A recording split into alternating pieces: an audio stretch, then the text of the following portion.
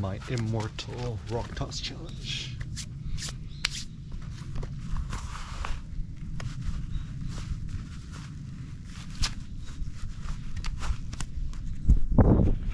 Alright, quick turbo thought. Simpler is better in terms of design. So, shout out to my friend Josh White, jtandsoul.wordpress.com, and also Mystery Ranch, mysteryranch.com. The kind of the most bizarre name for a bag, but big fan of it. So, with design, it's actually really interesting. For me, the best design is actually the most simple and minimalistic. I find this bag is probably the most simple and elegant design I've seen. Is that the straps on top kind of close like this, right? So you don't actually require an additional closure thing, right? And you know, you could fit your iPad in here, right? And also a little iPhone SE, zip it up. And it's funny, it's like, I feel like I'm becoming more and more American, right? To even have the pride of the creator is actually super important. So even here, right, a little white tag, which is usually super ugly in other products. Here, right, Bozeman, Montana, made in the USA, USA flag, start date, BN, built by, final inspection, right? So all the small elements make for great design. Like, God is in the detail, the devil's in the details. Even this like super robust YKK zipper is super nice. And yeah, just like the simplest bag possible. I mean, I don't know why it's called Mystery Ranch. I also think this logo is very, kind of looks like the Razor logo. I like the Bozeman, Montana. And this black with this neon orange is actually a super good color combination. I think I'll actually end up using this bag a lot. I use the other bigger bag for hiking. It's very, very nice. So, every new day is a chance for Eric Kim's Immortal Rock Toss Challenge. So the biggest benefit of simple stuff, simple design, you just end up doing more and having more fun with it. So even the GoPro, don't use the mount. You can innovate more without it. Okay, the even fun challenge, take the rock, throw it behind you.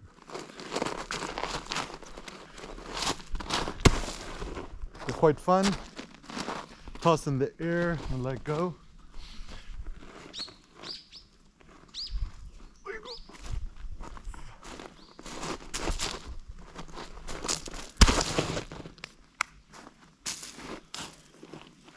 Senka loves it when I toss the rock. Or just shot put.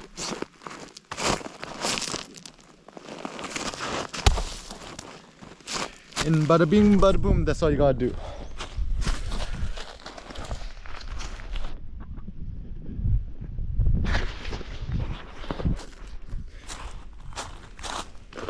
Alright. So why is it that embracing simple things in simpleness is better? I mean, first pragmatic thought is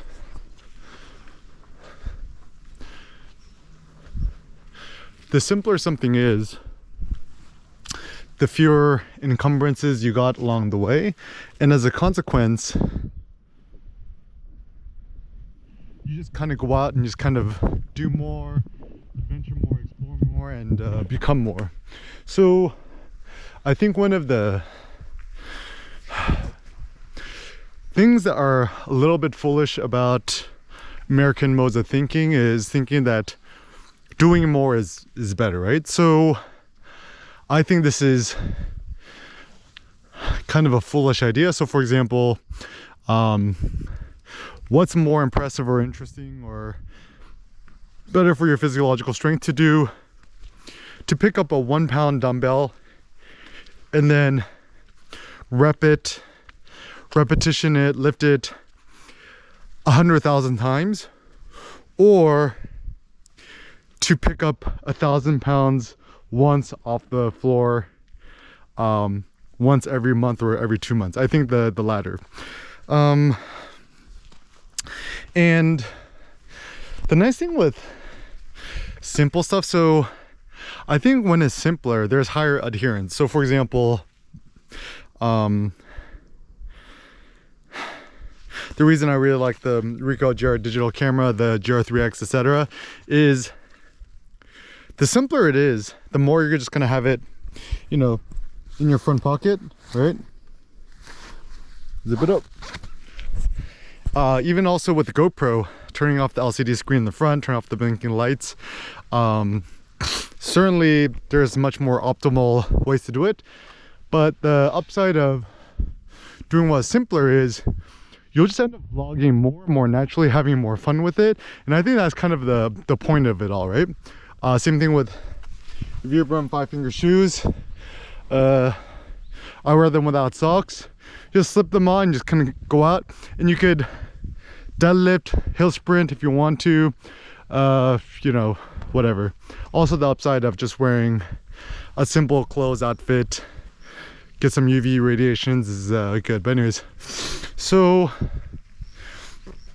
also I think one of the big problems about American thinking is we try to over optimize things, making things like, rather than just doing the thing, we try to do the thing the most quote unquote optimally or in the best or good way, right? But the problem about that is that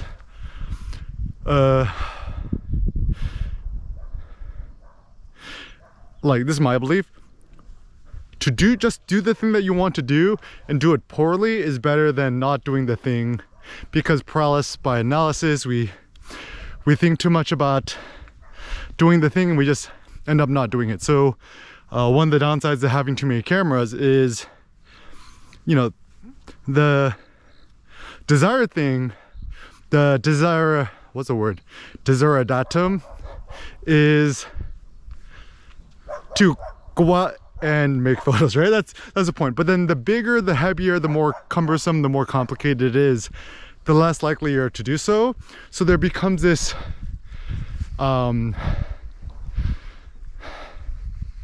this sort of contradictory conflict where the desired end is to make more photos, but then trying to make good photos with like a big ass camera, whatever, a good camera, there's some sort of mismatch here, right?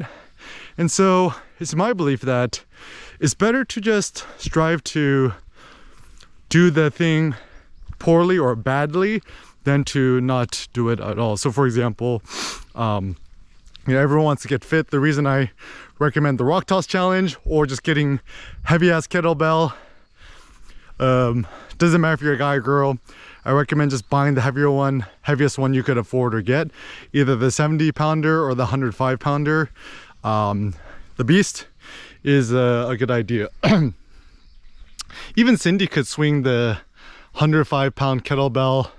I think she could swing it with both hands. Certainly she could swing the 70 pounder with just one hand. But anyways, so the simpler the approach, the higher the adherence and the better. So rather than like, you know, for example, if you're like super duper busy, right? The upside of having a heavy ass kettlebell is it's just there in your living room, and all you have to do is swing it like 2 or 3 times and boom, you're done with your quote unquote workout, right? But then once again, Americans, we tend to want to like optimize, like, you know, like I want a proper bench and a bench press, and then got to do I want a squat rack, a power rack, whatever. But now the more I think about it, I'm just like, just use the simplest possible thing and just do the thing that you want to do. And so for me, I like the idea that I could create infinite, no boundaries, no barriers, and no self-censorship. The worst type of censorship is self-censorship, where you want to do the thing, but you're afraid that other people can critique you or say it's not good or ignore you, whatever, and you just end up not doing the thing. So so for example, I got friends who love music and they want to make their own beats, right? They feel like I gotta make it like a super professional and take a beat making class. I'm like, bro, just open up GarageBand on your iPhone, your iPad, your laptop, and just fuck around with the settings, and boom, make your beat, right? And then people might like kind of roll their eyes and be like, oh, but it's bad. I'm like, bro, like, who are you to critique me for calling it bad? At least I've done made the thing, rather than you know, sit back in your high chair and then critique me for actually having the courage and the chutzpah or the balls to make it. So essentially ignore critics, because they tend to be a bunch of skinny fat losers who just want to augment their own self-esteem by putting you down. But anyways, oh, look at this. Hadong, South Korea is the future. And yeah, like, can you imagine, right? Like, let's say your kid is trying to learn how to draw with crayons or whatever, right? Can you imagine like constantly correcting your kid, be like, yo, that's bad. You gotta draw, you gotta color inside the lines. And I'm like, you look at the masters of art like Picasso, whatever, right? Their greatest innovation is like not drawing inside the lines, not coloring inside the line, just, you know, abstract. And then also even Matisse, right? Of course, he knew how to paint and draw. Towards the end of his life, he's just doing cutouts, right? And that's what he's remembered for. So even some of the greatest artists in history, they tend towards simplicity towards the end of their lives. And that's actually another thing, that a fun shortcut to better extract wisdom from, you know, people you want to emulate or successful people is work backwards. Like, look